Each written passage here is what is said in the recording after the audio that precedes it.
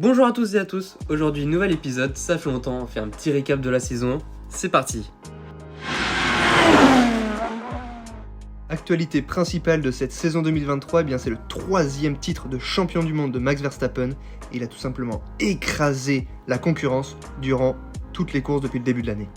Oui, il a aussi obtenu le plus grand nombre de victoires consécutives, ce qui représente la plus grosse domination dans l'histoire de la F1.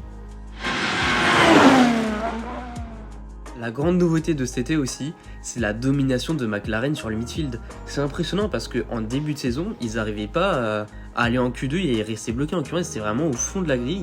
Et là, ils font double podium, ça sur les deux derniers Grands Prix. Suzuka ou encore Qatar, ils ont fait P2, P3. Première victoire d'ailleurs de Piastri en course sprint, c'est vraiment très impressionnant. Ils vont peut-être rattraper Ferrari. C'est sûr, ils vont rattraper Aston Martin, mais ils vont peut-être rattraper Ferrari et pourquoi pas Mercedes un jour. Oui, c'est sûr que cette écurie-là, elle a très très bien monté en 2023. Et puis il y a aussi Piastri qui est aussi un rookie. Il reste quand même dans les rookies et on pouvait s'attendre à ce qu'il reste pas forcément très expérimenté. Donc avoir un combat avec Piastri, ça peut être Piastri qui peut perdre. Et là, il a quand même montré un petit peu un rapport de force assez grand.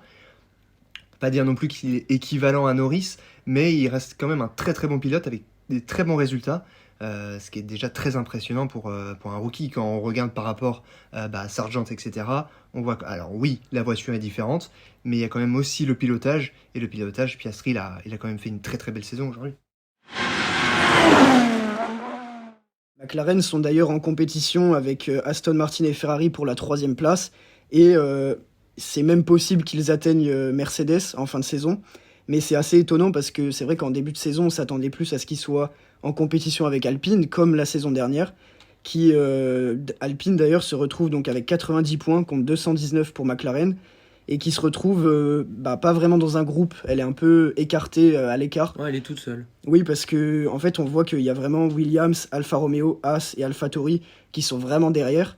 Et après, Alpine toute seule et les autres qui se battent encore pour la 3e, voire la 2e place, comme j'ai dit. Et du coup, c'est vrai que c'est assez étonnant par rapport à l'année dernière, mais ça montre aussi qu'il y a beaucoup d'évolution dans les monoplaces. Ouais, c'est vrai qu'à part Alpine, il y a juste Red Bull qui se retrouve toute seule hors catégorie. Voilà, Red Bull, ils sont premiers depuis le début, on le savait déjà, ils sont tout seuls au niveau des points. Et on a Alpine aussi, qui eux, c'est pas. Enfin, comme équipe du midfield, vraiment, ils sont tout seuls. Les autres sont loin devant ou loin derrière. En parlant un petit peu mercato de la saison 2024, on retrouve un très très grand pilote, c'est Ricciardo dans l'écurie AlphaTauri. Il revient en F1, il avait quitté il y a quoi, 1-2 ans ? L'année dernière, Et là il revient à AlphaTauri en prenant notamment le baquet de Nick De Vries. Mais après, c'est dommage parce que aux Pays-Bas, il s'est blessé, il s'est cassé le métacarpe au niveau de la main, si je me souviens bien. Si je dis pas de bêtises, après, dites-le nous en commentaire. Mais voilà, il s'est cassé ça, donc c'est Liam Lawson qui l'a remplacé pour ses dernières courses. Il s'est vraiment très bien débrouillé. C'est d'ailleurs le seul pilote à avoir doublé Max Verstappen en piste durant un Grand Prix.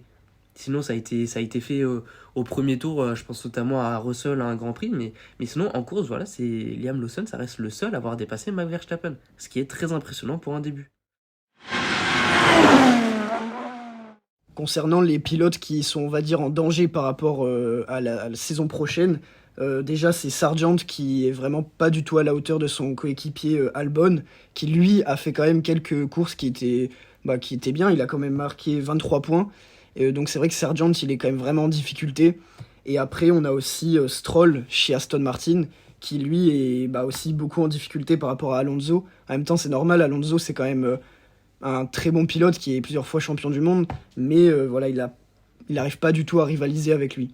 Oui, puis Stroll, on connaît un petit peu quand même depuis quelques années en F1, et on sait qu'il n'a pas forcément toujours marqué le nombre de points que l'écurie voulait, ou il n'a pas forcément fait les courses qu'on souhaitait, alors qu'il a quand même, il engrange de plus en plus d'expérience dans les Grands Prix de Formula One.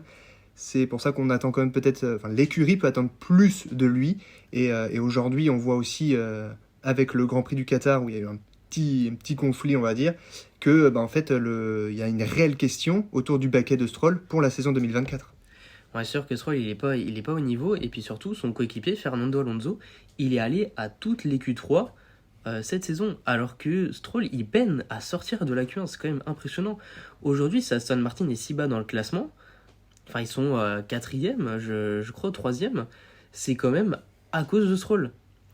Et Pérez, à contrario, il fait une saison pas trop mauvaise que pour l'instant il est deuxième, mais pareil, il n'est pas à la hauteur de Max Verstappen, et des fois il a du mal à passer en Q3, alors que sa voiture, elle est capable de marquer des points à chaque course, et surtout de gagner les grands prix à chaque course. Donc, et c'est même Helmut Marko qui a dit il y a quelques jours que Sergio Pérez devrait changer d'écurie. Voilà, et c'est dur d'entendre ça de la part de son patron, que vous devriez changer d'écurie, c'est impressionnant. Alors voilà, c'est déjà la fin de cet épisode. On vous retrouve la semaine prochaine. Merci à tous d'avoir écouté. Merci, à la semaine prochaine.